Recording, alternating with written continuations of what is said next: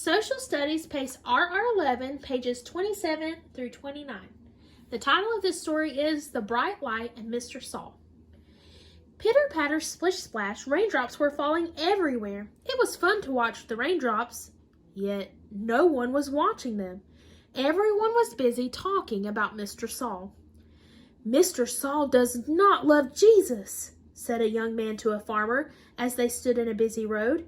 "Mr. Saul does not want anyone to love Jesus." A grandfather and grandmother talked about Mr. Saul as they ate their supper. "Mr. Saul throws people who love Jesus into cold, dark jails," said the grandfather. Far away, a man was walking down a bumpy, dusty road. This man did not talk about Mr. Saul. This man frowned. He did not smile. This man was Mr. Saul himself. "I must find more people who love Jesus," shouted mean Mr. Saul to his helpers. "I will throw them all into jail." Mr. Saul began to walk faster and faster. Mr. Saul's helpers marched behind him. Suddenly, flash! A big, bright light shone on the bumpy, dusty road. The light shone right on to Mr. Saul. The light shone right in his eyes, and he stopped. The light was so bright that Mr. Saul had to shut his eyes. The light was brighter than the sun. Mr. Saul was frightened. He fell down on the bumpy, dusty road. "Mr. Saul," said a loud, loud voice, "why are you so mean to me?" Mr. Saul began to shake. The voice was coming from heaven. Who are you?" cried Mr. Saul. Mr. Saul kept his eyes tightly closed. "I am Jesus," said the loud, loud voice. "I am the one whom you do not like at all." Mr. Saul was astonished. Why, Jesus must be God's own son. Mr. Saul trembled. He wished that he had never put anyone in jail. What do you want me to do?" asked scared Mr. Saul. Mr. Saul waited for an answer.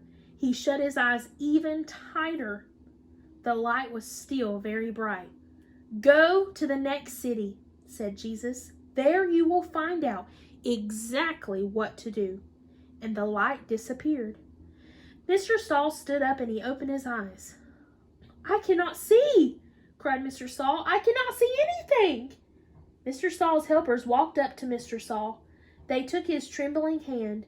"We will help you walk to the next city," said the helpers. "We won't let you bump into anything." The helpers walked slowly and they led Mr. Saul around bumps and bushes.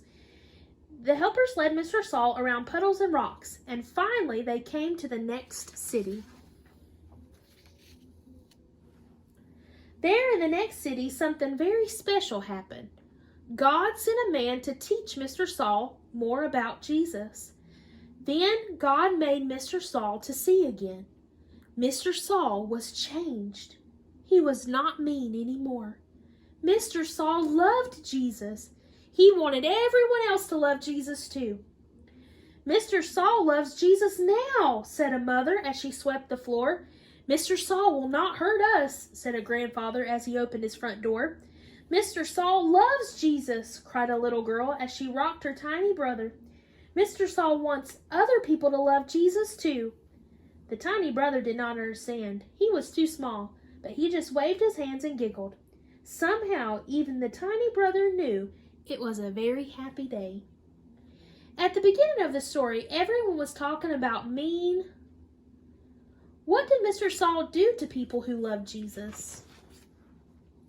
One day, why did Mr. Saul suddenly stop walking? Who was talking to Mr. Saul?